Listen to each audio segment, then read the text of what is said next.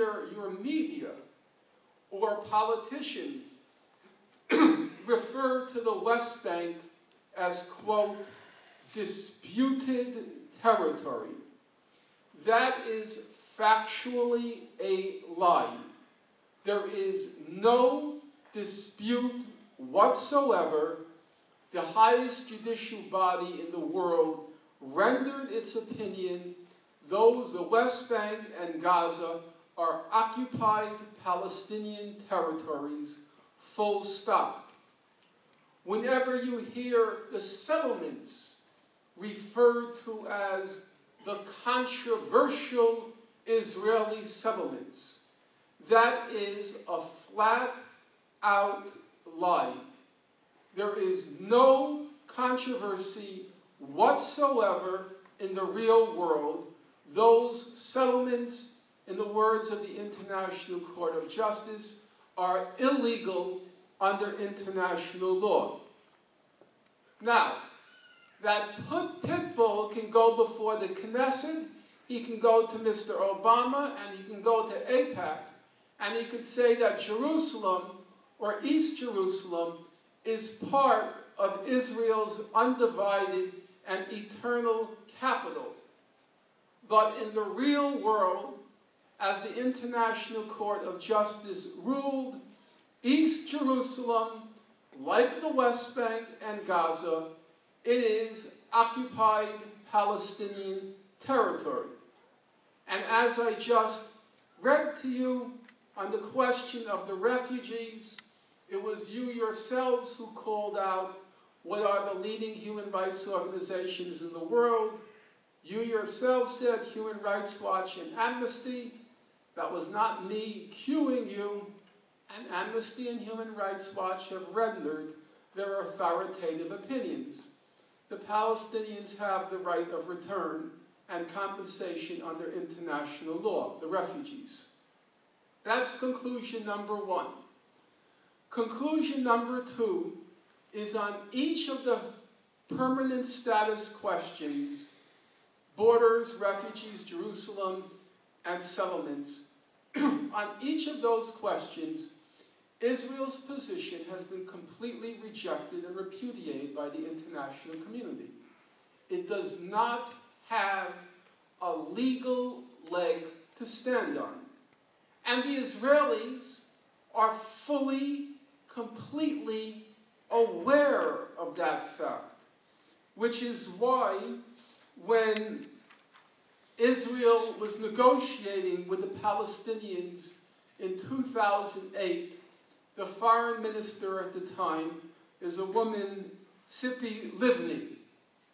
And she said to the Palestinian delegation, and now I'm quoting her verbatim, she said, I am a lawyer, but I am against law, international law in particular. And coming from her, that was a completely consistent statement. Because after all, she's Israel's foreign minister. She has to represent the government of Israel. But she knows that legally, Israel has no case. So she can't both represent the state of Israel and support international law. That is inconsistent. The only way she could be consistent is to say, I, Tzipi Livni, Foreign Minister of Israel, I'm against international law. Because she knows, she's a perfectly competent lawyer. She was Israel's Minister of Justice for a period. She's a perfectly competent lawyer, and she knows these questions aren't controversial. In the real world, there is zero debate on these questions. Zero debate. But now there's a third conclusion. And in my opinion, the third conclusion is as significant as the first two. And the third conclusion is Israel is a state. is the law. When the International Court of Justice ruled that the West Bank, Gaza, and East Jerusalem are occupied Palestinian territories, it simultaneously ruled that the border of the state of Israel before the June 67 war, that's Israel's border. It is a state. And now for some of you, not for myself, but for some of you, you're confronted with, I think, a dilemma. You want to use, as I do, you want to use the law as a weapon in order to resolve the conflict. You want to be able to go before a broad public which understands the law. And you say to that public, what is our solution? Very simple. Nothing complicated. We're not pulling anything out of thin air. Our whole solution to the conflict can be reduced to 3 words. We want to enforce the law. That's it. We want to enforce the law. That message, in my opinion, can reach a broad public. It has real possibility and real potential. But what you can't do with the law is you can't cherry pick the law. You can't use it selectively. You can't say, I have a right under the law to walk at the green, but I have no opinion on the red. No. If you want the right to walk at the green, you have an obligation to stop at the red. The law is a package deal. There is no way you can selectively make use of the law and hope to persuade a broad public. So there are some who say, well, we take no position on Israel. Will that win a broad public? You tell a broad public, you list the terrible things that Israel has done to the Palestinians, the crimes, the human rights violations, and it's a long and very ugly list. And then you say, we want to bring justice to the Palestinians. We want to enforce the law. Okay, the public hears that. But the public has, so to speak, 2 ears. It hears you, and then it goes to the other side. Because the other side is out there too. And they're very well organized and very well financed, and they know what they're doing. And the other side says, don't believe them. They talk about they want to enforce the law. Don't believe them. What they really want to do is they want to destroy Israel. That's their real agenda. Don't believe them. So then the public, which is fair, it comes back to you. And it says, but they said that you really don't care about Palestinian rights. You really want to destroy Israel. So what is your position on Israel? And you say, well, we don't have a position. Is that going to convince? Now, when we talk about convince, we're not in any speculative theories. We're talking about your friends, your neighbors, your colleagues, your co-workers. Will that answer convince? And I'm completely of the opinion it will not. If they come back to you and you say, no, all we want to do is enforce the law. The law, as Amnesty International has spelled it out, the law as Human Rights Watch has spelled it out, the law as the International Court of Justice has spelled it out, the law as the United Nations has spelled it out. That's all we want to do. I don't see how any reasonable person could say no to that. That, I think, is winnable. Everything else will just reduce what has the potential to be a movement, to reduce its size to a tiny cult. And I, for one, don't see any point in that.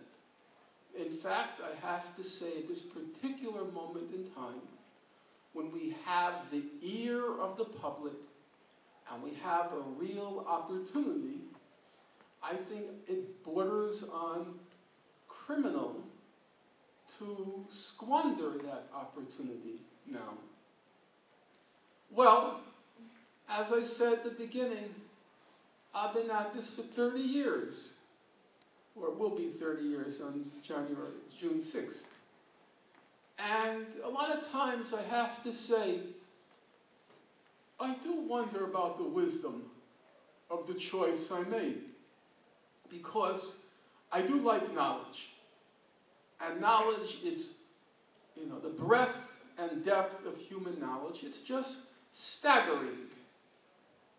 One person I know has managed to embrace it all, Mr. Chomsky, but most of us are mortal and our capacities are far more limited.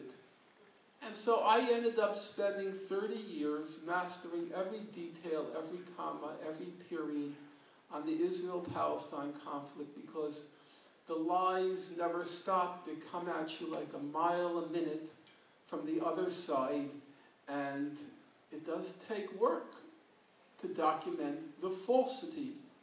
So sometimes I thought to myself, couldn't my life have been better spent, better put, reading physics and philosophy than hundreds and hundreds of thousands of pages of human rights reports about incidents and crimes which are forgotten before they've even happened. So there's been despair, but now actually for the first time in a long time, I'm really not despairing. I think a resolution, a reasonable resolution, is within reach. It's possible if we do things right. It's possible. And it requires of us, I think, two things. Number one, it requires of us to be principled. And principled is not an abstract term. It has concrete meaning. It means to uphold all of the rights of the Palestinians. Not abstract rights, but rights which have been validated in every political and legal and human rights body in the world today. Nobody has the right to tell Palestinians that in the interests of peace, they have to forfeit any of their rights. No, those are their rights. If you don't want to defend them, well then, excuse my English, then just shut up. But don't tell Palestinians that they have to forfeit any of their rights, any more than you would like to be told to forfeit your rights. I remember one time I lost all my jobs in life, but one in 1992, I lost my job at Brooklyn College where I was teaching, and some students, they went to the quote-unquote radical professor and said to him, "Are you going to defend Professor Finkelstein?" And he said, or I was told he said, "I think Finkelstein would be happier somewhere else." And I thought to myself, well, wait a minute. Isn't that a decision I should be making? not you for me. Either defend my right or shut up. But don't tell me I'd be happier somewhere else. So our first responsibility is to be principled. But our second responsibility is to be reasonable. We have to be reasonable. We have to be reasonable for two reasons. Number one, we have to show the broad public we are not the obstacle. We are on the same side as the rest of the world. We're on the same side as the International Court of Justice. We are on the same side as Amnesty and Human Rights Watch. It's them that's unreasonable.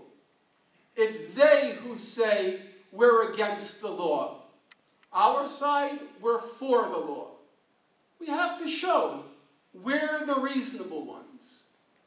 And we have to also show to Israelis who hopefully at some time, not now, because right now they're pretty dug in, but at some point to show Israelis who will hopefully come around at some point that there is a reasonable way to resolve the conflict that preserves everybody's rights, everybody's human dignity. We don't want to push the Israelis against the wall where they feel the only option is to strike out against the world. No, okay, there are some you're not going to be able to convince. That's true. The Russian revolutionist Leon Trotsky, he was once asked, what should you do with fascists? And he replied, acquaint them with the pavement. Which, it's true. You're not going to convince them. It's going to come to force. But I think there are large numbers of people who, if you present a reasonable resolution and they realize time's running out, we better make a choice here, I think you can win enough Israelis around to get a settlement in place. So we have to be reasonable and we have to be principled. If we do that, I think it's possible.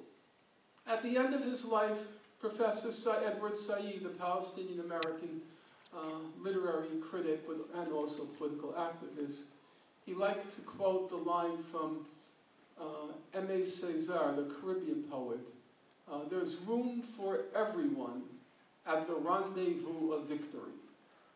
There's room for everyone at the rendezvous of victory.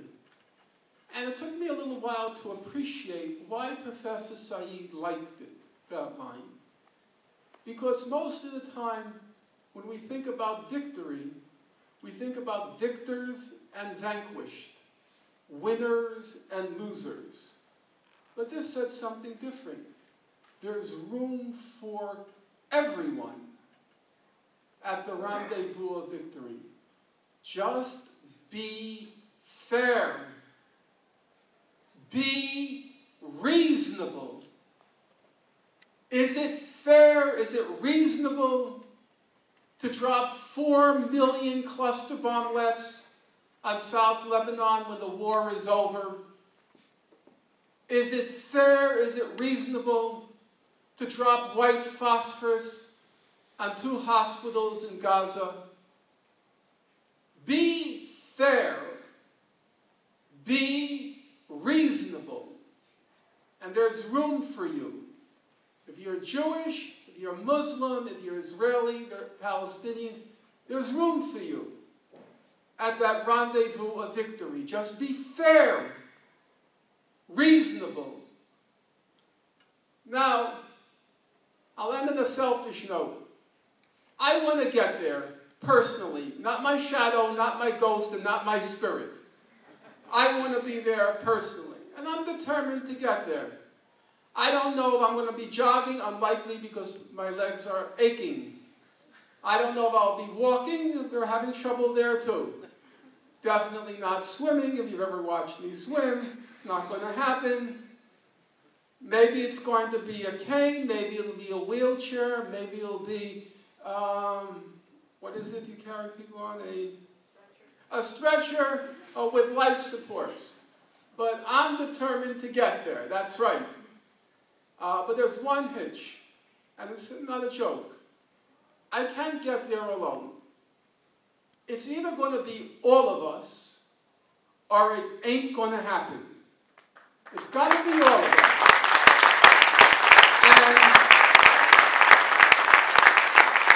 And I said, I'm going to be there, which means sooner, hopefully, rather than later, I hope to be seeing all of you at the Rendezvous of Victory. Thank you.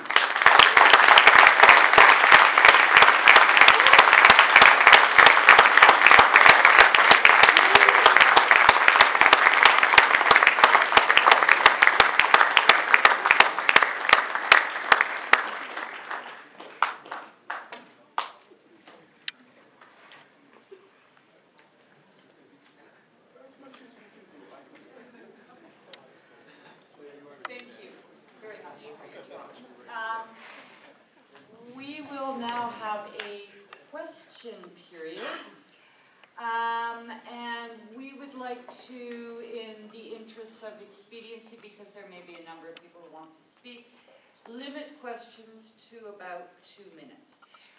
We also don't want to line up, so what I'm going to do is I will choose 3 people. They will wait until the microphone is free. And then once they've spoken and Dr. Finkelstein has responded to them, we'll take another 3. I am prepared to take the questions if we can get a microphone. If it's possible, I know there are things I said this evening which not just one side, but many sides have deep disagreement with. So in the interest of having a real dialogue, I would hope that those who are, if we can use the term, dissenters, that they can summon up the courage and the moral wherewithal to march up to the microphone and express their dissent so we can have clarity on exactly where we disagree, if in fact we do disagree. So please find the courage to come up. The mic is actually on the other side.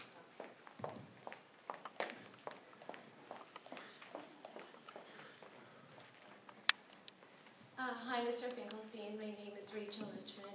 I'm a law student at the University of Windsor. So when you brought up the fact of following the law and reasonableness, that really resonated with me. And another idea that really resonated with me that you mentioned tonight was always looking at both sides. There's 2 sides.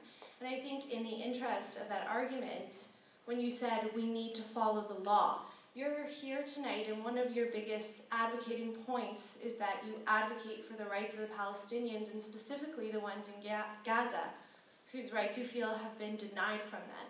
But I'm asking you tonight that if you were to follow the law, what would happen to all the Jewish people and the Israeli people in all the settlements that are, as you say, occupied? What would happen to them? What about their displacement, their safety, and their murder? Don't you think that you're saying one thing for one people and then asking for another people? Okay. First of all, just for clarity's sake, I want what I said this evening to be without any kind of misapprehension.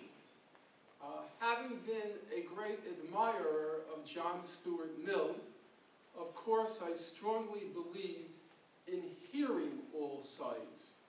But there's a difference between hearing all sides and making the claim that there are different sides to these questions. As I tried to indicate this evening, there are not 2 sides on the question of the legality of the settlements. There is not 2 sides on the question of whether Israel has any title to the West Bank. There is not 2 sides in the question of to whom East Jerusalem belongs. There is one side, the other side has as much credibility as the Flat Earth Society in the real world. There is no second side on those questions.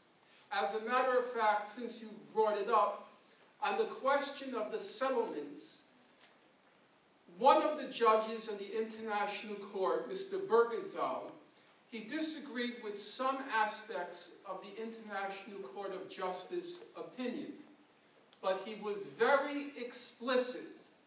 He wrote a separate declaration in which he said, even though I disagree with some things the other 14 judges have said in their opinions, he said there can be no question whatsoever that the settlements are illegal under Article 49 of the Fourth Geneva Convention. None at all. So, I am not saying that there are two sides, though of course we should be open to listening to all sides, including the flat earthers if you're a physicist. Now, on the specific question of what should be done with them, the answer to me is very straightforward. What happened to the settlers in Gaza? They were evacuated.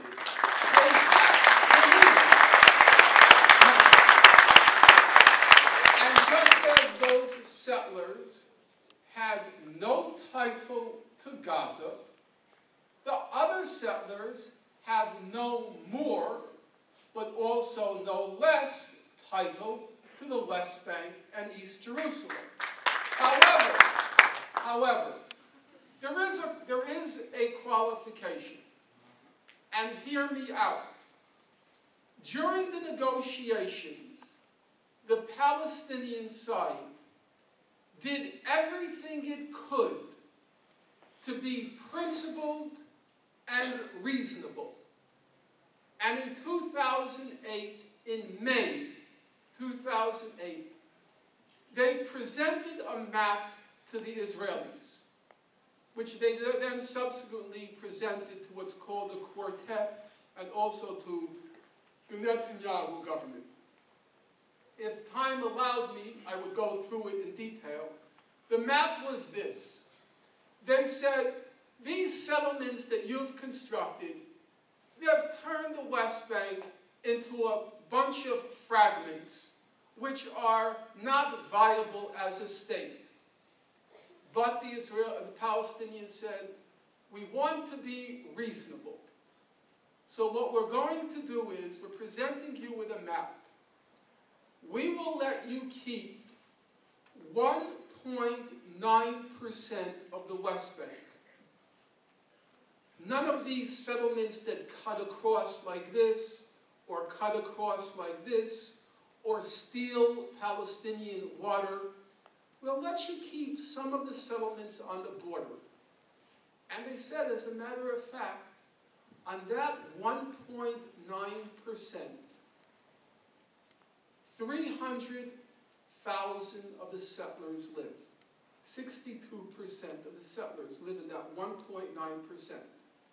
And then at least they said, we'll have a land swap. We'll take 1.9% of Israel, mostly on the border of Israel, and we'll give you 1.9% of the West Bank. It's a perfectly reasonable settlement. It was both principled, because the Palestinians will get their full 100%, and it was reasonable. We will let you keep more than 60% of your settlers in place. Now, I will tell you, not knowing you at all, I do not believe that you would reject that settlement. It is reasonable. But the Israelis rejected it. And you know why they rejected it? Tzipi Livni was the negotiator, the foreign minister at the time. It was very interesting to read the transcript. Because if you read it, it's available, by the way. It's called the Palestine Papers. It's on the Al Jazeera Transparency website. If you're interested, email me and I'll give you the exact references. You could see from the transcript she really knew this was sort of fair. How do you answer it?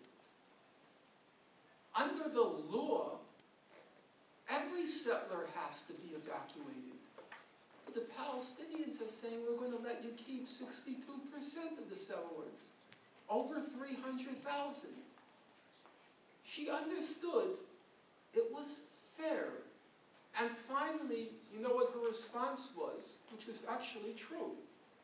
She said, no Israeli prime minister could present this proposal and stay in power. It was a political problem, but on fairness, it was as reasonable as one could possibly imagine. And I can't believe that you would reject it. I really don't. I don't think any person could reject the map who is reasonable. And that's what gives me hope. I'm not talking about killing Israelis. I don't think they should have gone there in the first place. They knew they were breaking the law by crossing that green line.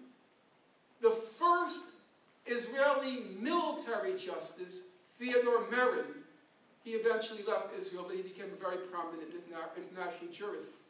In 1967, right after the war, he said the settlements are illegal. There was no doubt about that. Everybody understands the Fourth Geneva Convention, Article 49. The language is not controversial. It says it's illegal for an occupying power to transfer its population to occupied territory, full stop. So I don't think they should have gone there in the first place. And secondly, many of them carry on in a fashion that, let's just say, doesn't become human beings. But let's leave it all aside for now. Let's settle the conflict. And settling the conflict will involve a land swap and evacuation, which seems to me completely reasonable.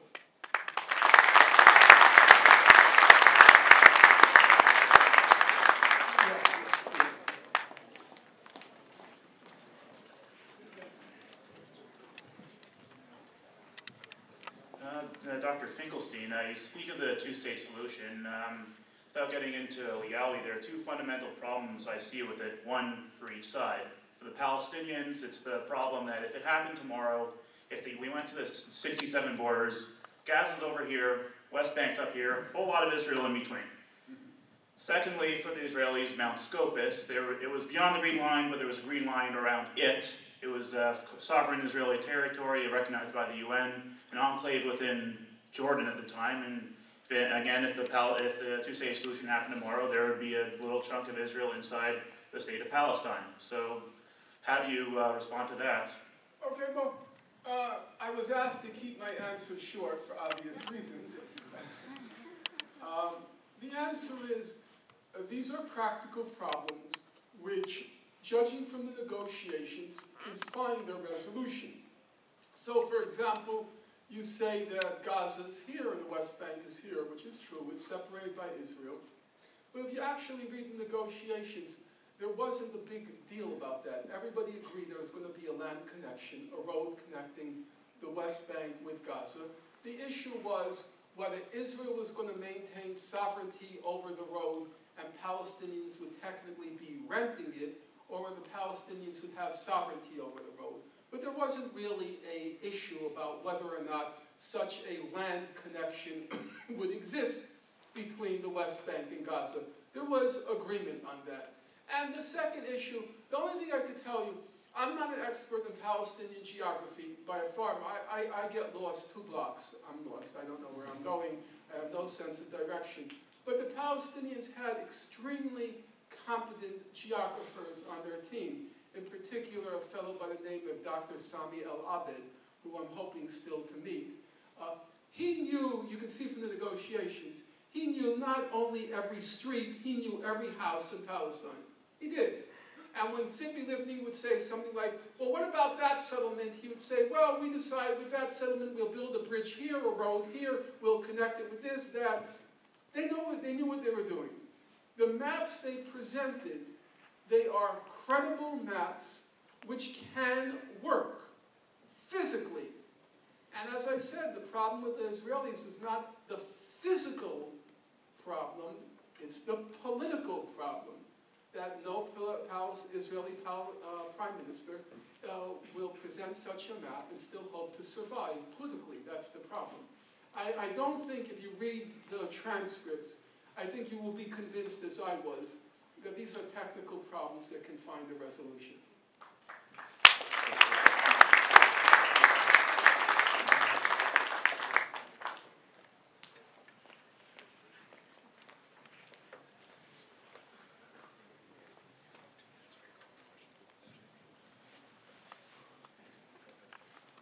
Well, Dr. Finkelstein, I'd like to thank you for coming and speaking to us tonight. It's a great honor to have you here on our campus. Secondly, I'd like to applaud you for trying to, focusing on resolving the seemingly intractable conflict that's in the Middle East. However, I will never and I will not attack the Palestinian narrative. But there are two narratives, there are two sides to the story, and you seem to paint a picture of a monolithic Israel intent on crushing the Palestinian people. Having lived for 3 years over the course of my life, once during the Intifada War, the breakout in 2000, second during the Lebanon War, where I was hiding in a bomb shelter with my camp of kids, and third last year when I in the process of completing a Master's of Diplomacy and Conflict Studies at the IDC in Herzliya. I can tell you that it's very different.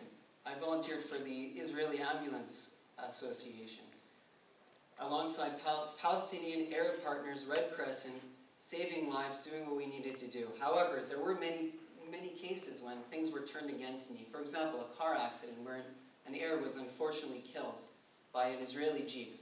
Dark road, you couldn't see a thing.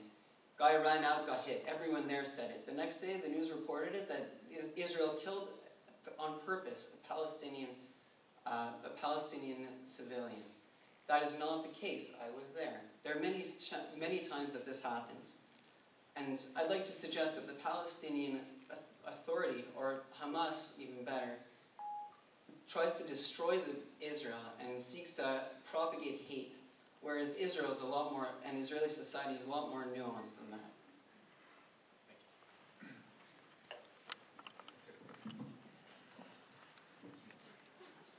It's hard to answer such a broad statement in any lucid but also succinct and short fashion.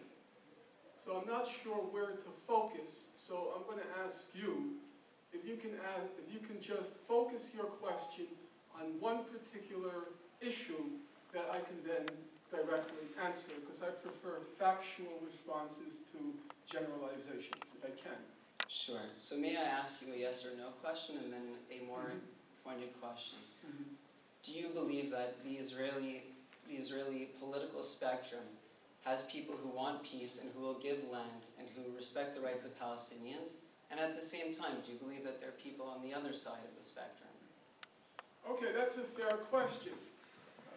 The obvious first part of the answer is, everybody wants peace, because if you can achieve through peace, rather than through war, the same aim, of course you're going to choose peace. The question is, what is the terms for the peace? And here I think the answer is pretty straightforward. You can't find anyone across the Israeli spectrum, political spectrum, aside from what you might call the marginal left. You can't find anyone who supports the terms for resolving the conflict that have been put forth by the international community. So then let's ask you, if I don't want to put you on the spot, but maybe it might help clarify matters, can you name one Israeli political party or one Israeli political leader who agrees that all the settlements are illegal under international law, who agrees that Israel has no title to any of the West Bank or Gaza, who agrees that Israel has no title to East Jerusalem, and who agrees that the Palestinian refugees have a right of return and compensation under international law. Can you name me one party or one individual? I believe I can find a number of them in the Arab parties that are represented in the Israeli That's parliament. That's an unserious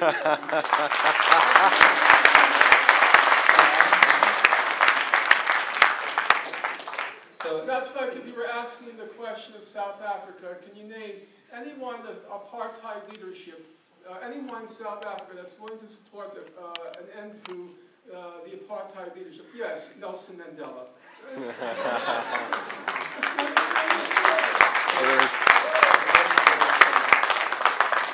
To respond to that, I answer no.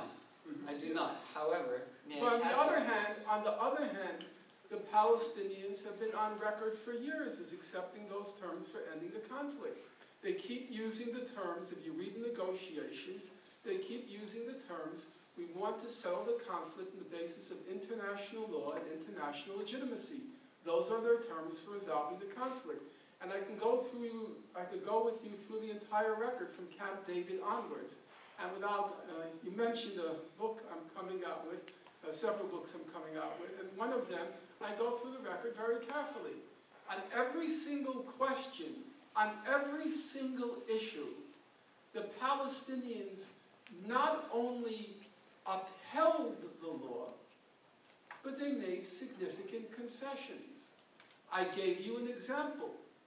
Not only did they uphold the law on the settlements, they said, we're willing to keep 60% of the settlers in place.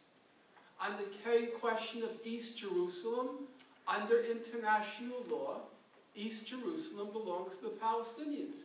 They said we're willing to give parts of East Jerusalem to the Israelis.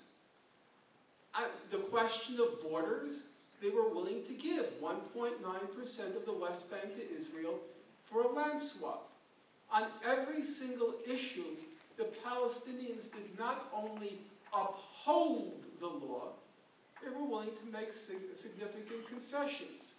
On the Israeli side, the Israelis rejected any mention of the law. You couldn't talk about it. On the question of the refugees, what's the official Israeli position? Their official Israeli position is, quote, we accept no historic, moral, or legal responsibility for what happened to the Palestinians in 1948.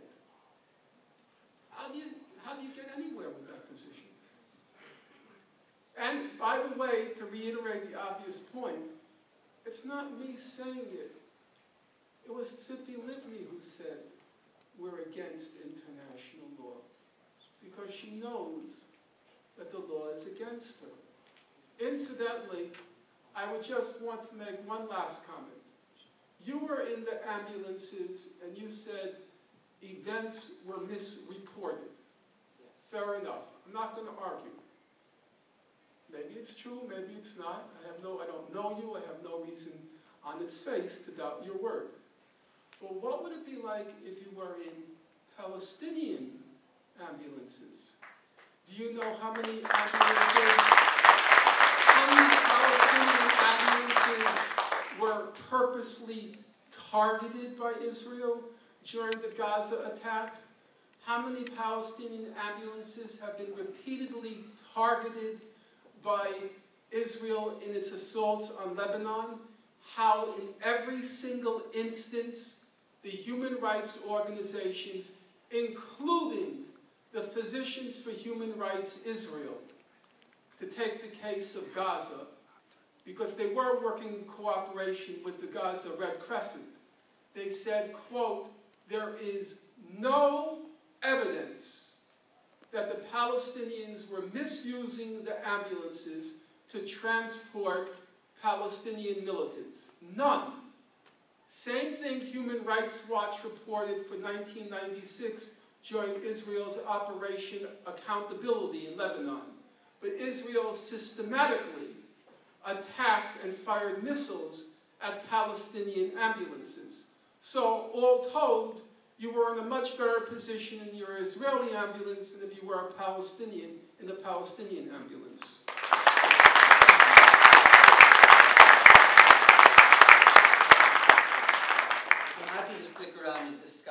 some of the points may not quite, are more nuanced than they may have been presented, and I'm absolutely not. You're going to be surprised. No. Seriously, folks, honestly, we want to end the conflict. And that's what we have to fix our minds on. There's that African American spiritual. Keep your eyes on the prize and hold on.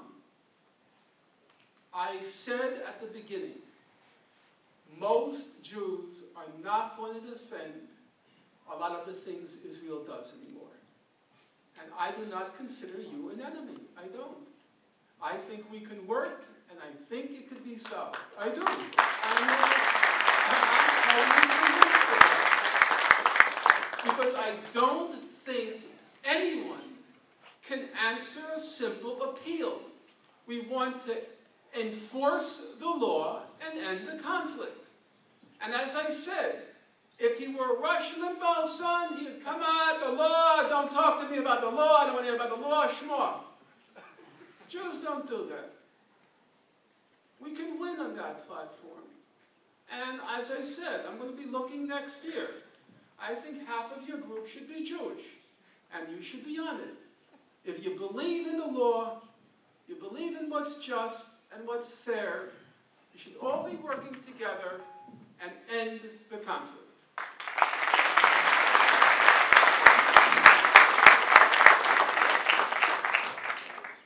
My question is a bit, so this discussion was largely tactical sort of discussion. And you're probably the pro-Palestinian speaker that speaks the most in Canada. Would that be fair to say? I'm not pro-Palestinian. Okay, well, you're pro-justice. Okay, so you're the pro-Palestinian justice speaker that speaks the most in Canada. And my question is that this talk to me was divorced from the room. Right? You're speaking with about 350, 400 Canadians. You regularly speak in Canada. We have a Canadian government right now that is over the top in its support for Israel in every different way.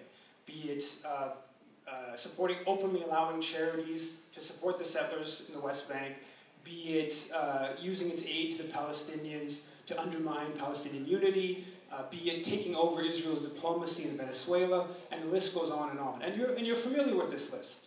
But yet your speech tonight was really divorced from political impact, in the sense that we're here in Canada. We're going to have an effect on our government, our public and private institutions, in terms of lessening the pressure on the Palestinians. That's the thrust that we can have. We're not in the Middle East. We are where we are. And you, again, repeat, you are the person that speaks the most in Canada, and yet I really feel like this was a squandered opportunity on your part to bring up some of the Canadian government element, some of the Canadian complicity in the dispossession of Palestinians. And I'm just wondering why you wouldn't do that. Well, one obvious reason is I'm not Canadian. And so that's the responsibility of Canadians to bring to the knowledge of fellow Canadians what their government is doing. But I don't, each person has his or her own mind, and each of you has to judge for yourself whether it was a squandered opportunity. I think it was, in my judgment, but of course my judgment is prejudiced, in my judgment, now is the time to start talking about how to reach a public that's ready to listen. And there seems to be a lot of, if not confusion, then let's call it a lot of disagreement about what we're going to bring to that public to try to get it to start acting. And what I tried to do this evening is to make a persuasive case of what I think needs to be brought to that public, to say we want to enforce the law.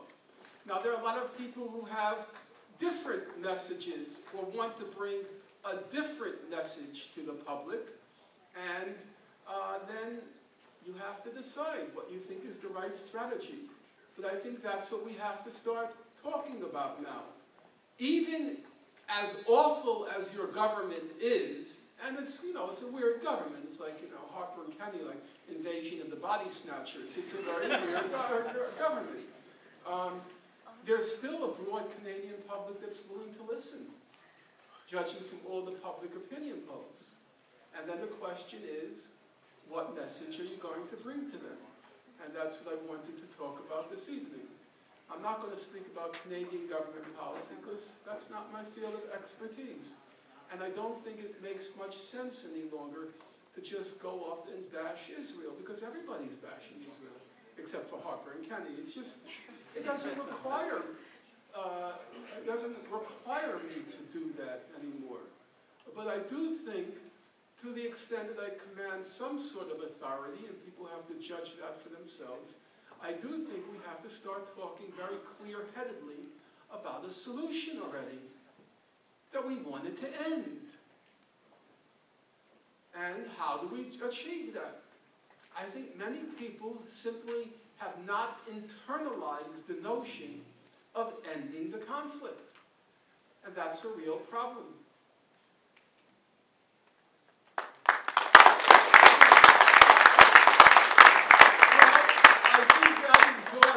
Questions, and for the first time, the questions were exhausted before I was exhausted. But we have one woman who wants to do, all we are saying is give peace a chance, and, no, okay, just to have them. You want me to go? Yeah, that'll be the last one. Yeah.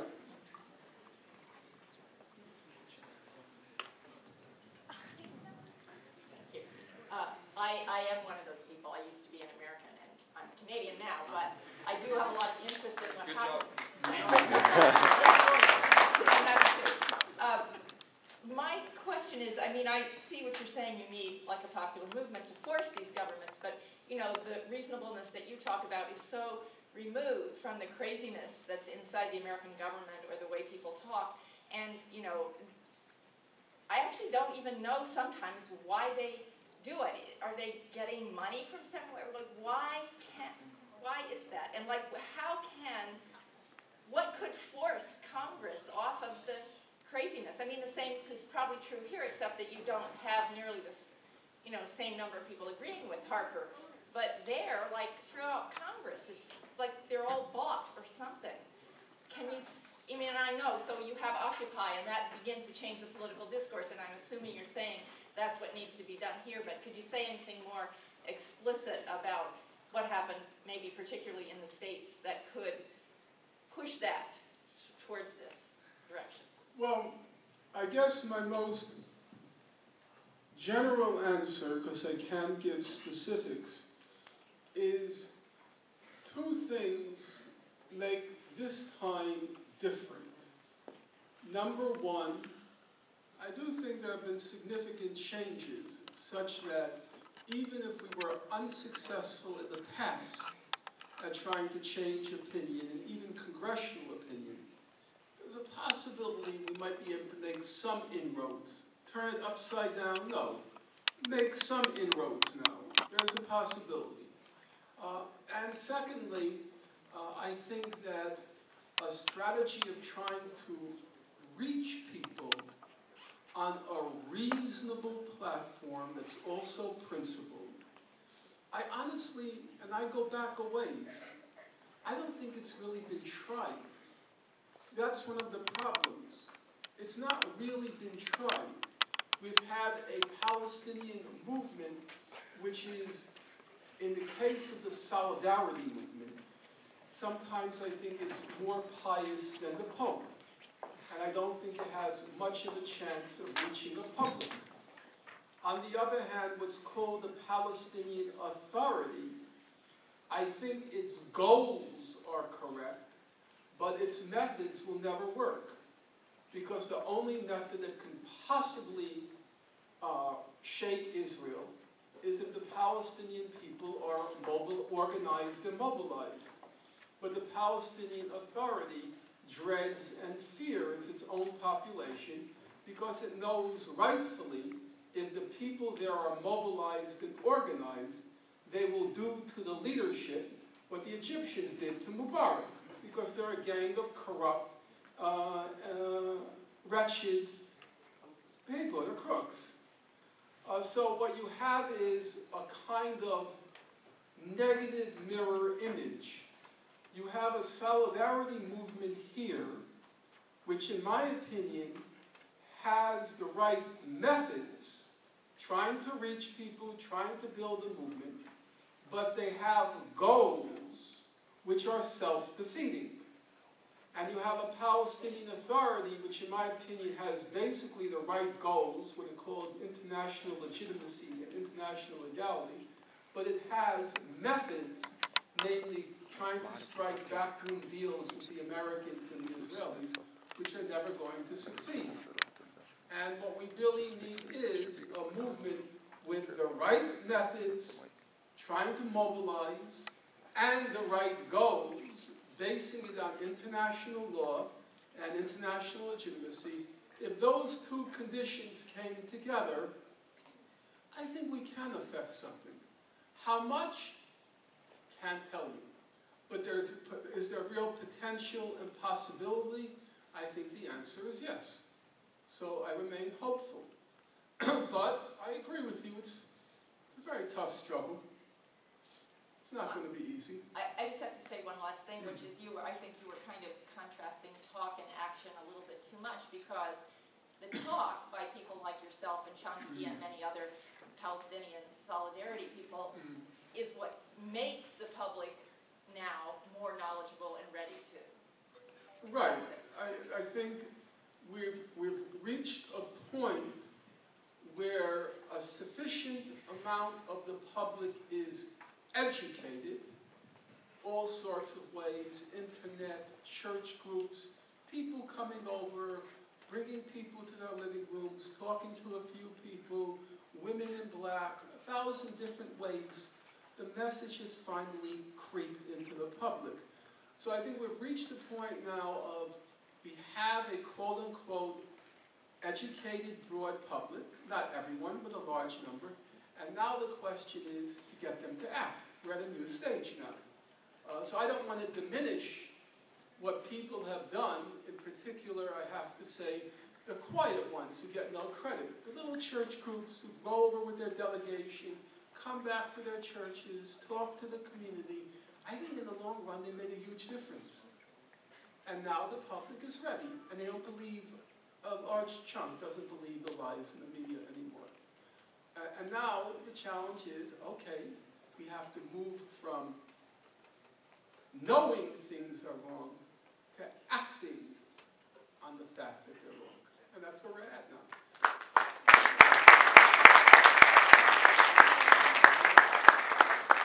Okay, we have two more questions and we should be done. Okay, this question is about the pro-Israel lobby as it pertains to a viable solution.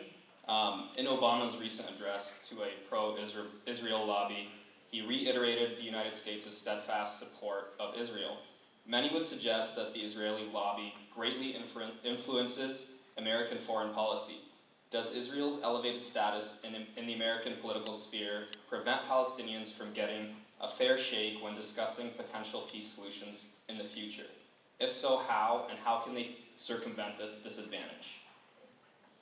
Well, there's no doubt the lobby is powerful, and in my opinion, and I write about it quite extensively in that forthcoming book, I do think that the lobby is behind the U.S. policy supporting the Israelis against the Palestinians. It is the lobby. I have no doubt about that. But on the other hand, I don't think our side has ever tried to give the lobby a run for its money. Because, you know, you have people in the audience, you have young people like this that go everywhere. Really smart, energetic, idealistic young people, Muslim, Arab, but also Jewish, and none of the above. And if we got them on what's called Capitol Hill, you know, where the AIPAC operates, I think they could give AIPAC a hard time. Because the AIPAC people are these old, paid-off, fat, disgusting people. You know, and these are young, idealistic, people have so much energy and intelligence. I think they could give the AIPAC a run for its money. The problem is it's not been tried. Now, you may be right and I may be wrong. It may turn out that, no, you can't make a dent. But I don't know that yet. I want to see what happens when we get our act together and show up at all of their press conferences and hand out our press releases and do what all you young people do, Twitter and text message and Facebook and all that crap. I don't know any of it is, but you do it.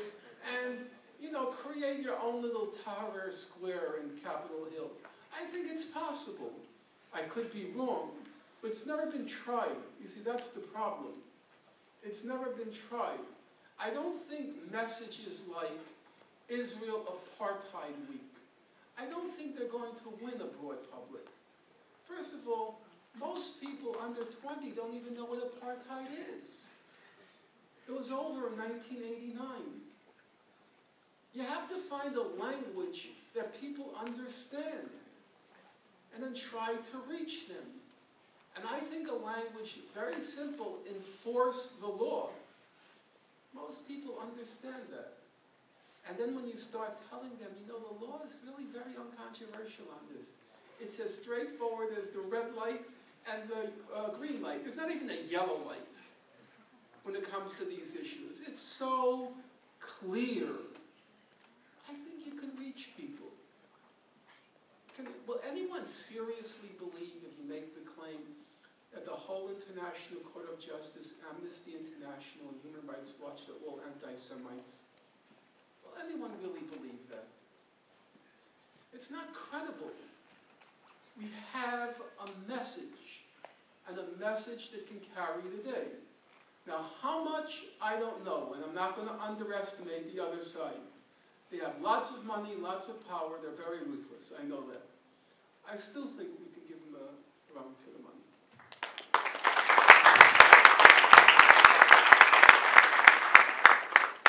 Doctor, I happened to watch a couple of YouTube videos, and you made one of the dissenters cry, so I hope you don't make me cry today, because I am a dissenter. I don't dissent with your principles, however, I do dissent with your conclusion. I understand you are not Canadian, however, you are an international speaker who has been around all the world and have met people of different backgrounds, and you yourself understand that everybody has different fundamental rights. And you mentioned something that's golden here. You mentioned that if you're not speaking for my rights, we Canadians don't say shut up, we'll say be quiet. So if you're not speaking for our rights, that, don't speak then, right? Us as Canadians, I am Canadian, I am also Lebanese origin. Us as Canadians, we believe that the native Indians, the land that we've robbed, we had to create different conventions and constitutional conventions to give them the right of self-governance, right? This, with your conclusion, again, not the principles, but your conclusion is a two-state conclusion.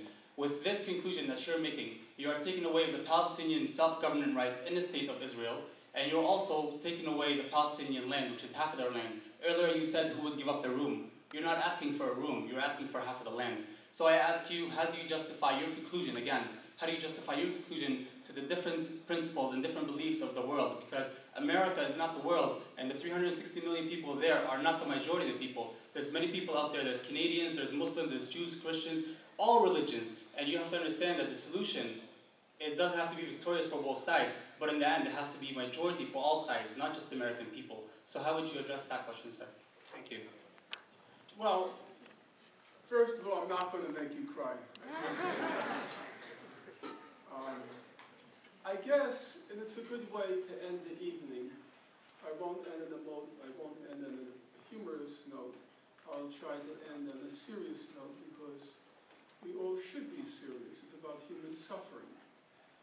With all due respect, I think you completely, and I'm not faulting you, but I think you completely misunderstood what I said. You kept referring to what you called your solution. Your solution, what you're proposing. But I'm pretty sure if you go back and listen because it's taped, you'll discover I never gave you my opinion on anything. I was very careful not only not to give you my opinion, but also to emphasize that my opinion is completely irrelevant. What I said was, this is the opinion of the international community in its most representative institutions, like the United Nations General Assembly, like its most respected legal bodies, like the International Court of Justice, the opinion of the most respected human rights organizations like Amnesty International and Human Rights Watch. It's their opinion on how to resolve the conflict. And I do not believe, and here I will give my opinion, I do not believe that you can achieve a solution of the conflict which is in defiance of all of representative and respected public opinion. I do not think that's possible. If you want to defy the opinion of 165 countries in the United Nations and defy the opinion of the International Court of Justice and defy the opinion of what you might call the limit of enlightened public opinion, namely the human rights organizations, and still hope to achieve your solution, then I will tell you honestly, I don't think you have a prayer. I don't think it can happen. Now, I'm not saying you're right. I'm not saying you're wrong. I'm not even saying international public opinion, the International Court of Justice, or the human rights organizations are right and wrong. I never made that argument. I never used those terms. I said, I don't think you can possibly win in defiance of that public opinion. It is the recipe for a cult, not a movement. That was my message.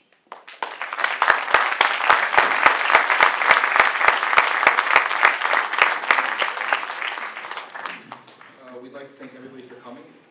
We'd like to thank Dr. Cook and Dr. Noonan for helping us. We'd like to thank Ali Sharif for always watching over us and making sure we got our support. We'd like to thank the whole audience for being respectful. We'd like to thank the people that asked the questions. And we'd like to thank Muhammad Al-Mu'ayyad for putting all the time and all the work for everything. So please give everybody a round of applause. As well, please give me a second. Before you guys leave, if you guys would like to get some updates on the group, what's going on, our events and whatnot, there's going to be a laptop at the table in the back, and you guys can give us your emails, and we'll keep you guys in contact on our mailing list. So once again, thank you everybody, and have a good night. So, I was told to remind all undergraduate students that you should vote in the UWSA elections. So make sure you do that. You have until 9 p.m. tomorrow.